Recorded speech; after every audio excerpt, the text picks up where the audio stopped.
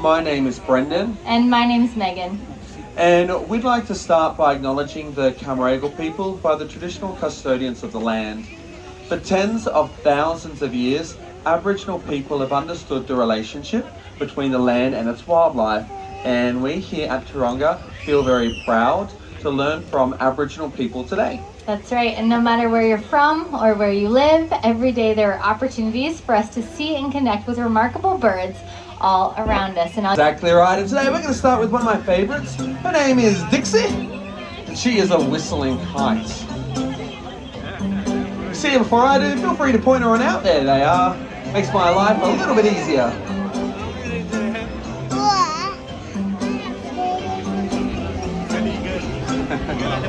They're very good at what they do.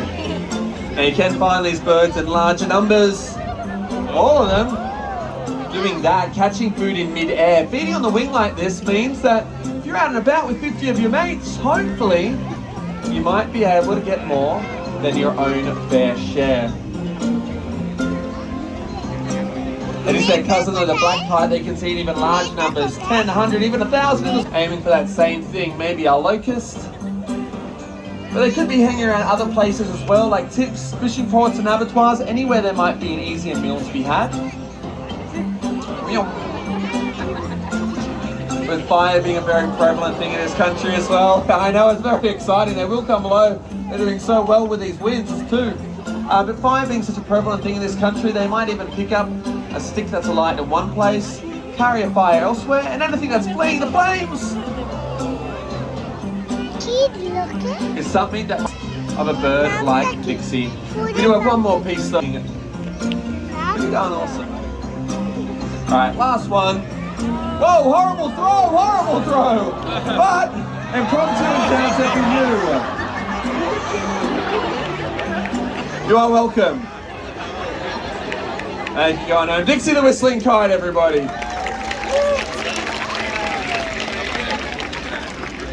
Work on my throws. So coming to the ground is not a problem for a bird like Dixie. But of course, when we're looking up at beautiful birds like that, quite often other birds looking out and about, and checking out other things in their environment. Yeah, I can hear a few guesses. It is an owl. Do you ever get the feeling you're being watched? Or these owls are the ones looking back at us in the country?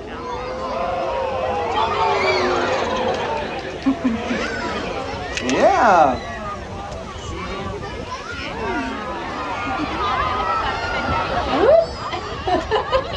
Coming back at you. Well done. Now as night falls, these birds will look to hunt other things. Why? Because during the day, they're out there looking for things like other birds. They'll hunt at dawn and dusk. They are crepuscular.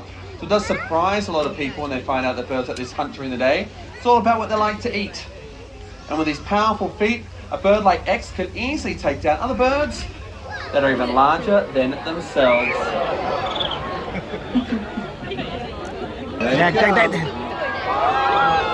Like rats and mice really cause a lot of harm for the native wildlife. So we're very happy to have owls in our ecosystems to help restore that balance. Rats will take baby birds or eggs right out of the nest.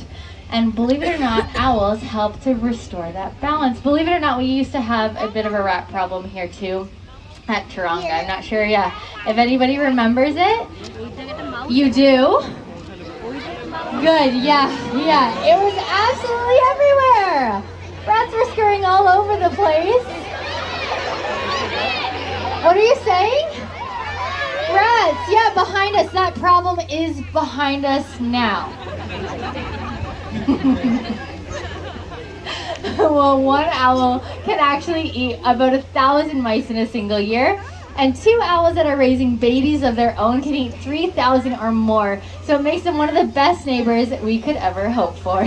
That's exactly right. Thanks for that, Megan. Now, when it does come to those owls, we have 8 species here in Australia. And although those owls have incredible eyesight, this does not mean that their prey is always visible to them.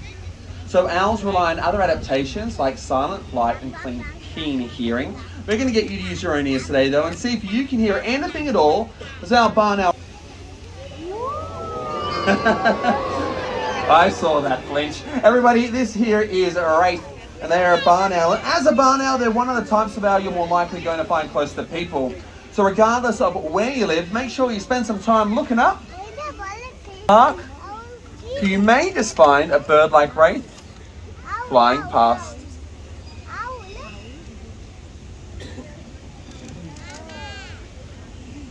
Or sitting still. Both are awesome options.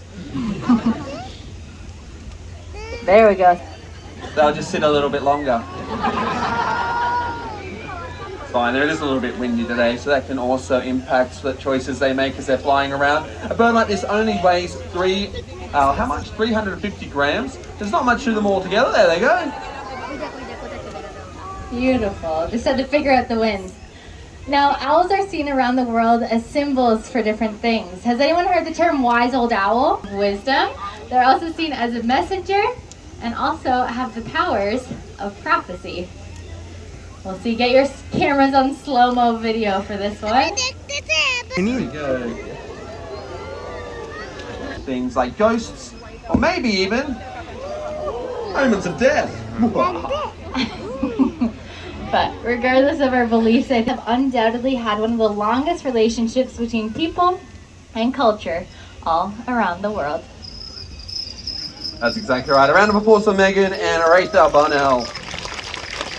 The next bird that's coming out, definitely an exotic species I'd like to share with you. If you hang around the zoo today, you may have already seen a couple of them.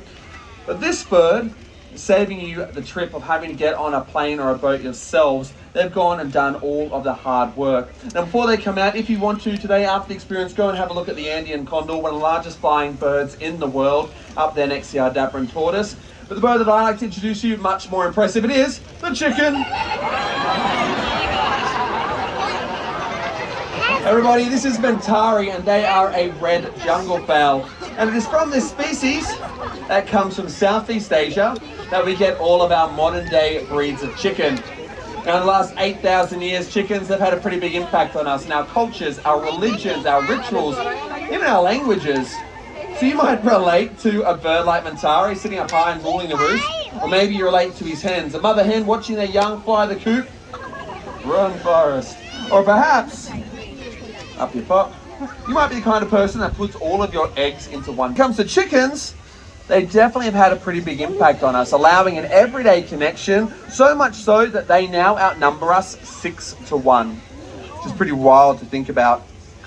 Speaking of everyday connections in this country though, for me, I think about the parrots. We have 50 different these beautiful birds that are all around us. The first couple,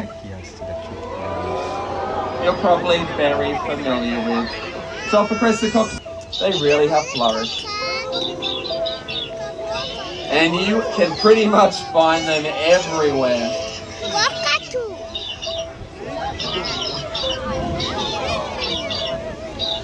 The bird that we're going to spend a little bit more time on, another type of cockatoo, not one you're going to find in this area, but they do have relatives up in the Blue Mountains. The bird that I'm talking about is the red-tailed black cockatoo.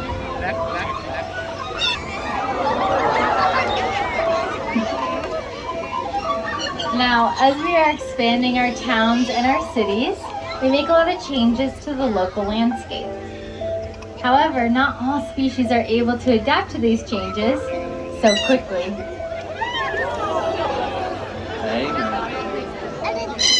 Yeah, that's exciting. Now, both species relies. Nice work, bud. So everybody, Giri, his name means red. If you say Giri, it means very red. As a male red-tailed black cockatoo, they're pretty cool to be able to see in this area, because as I said, we don't have them here.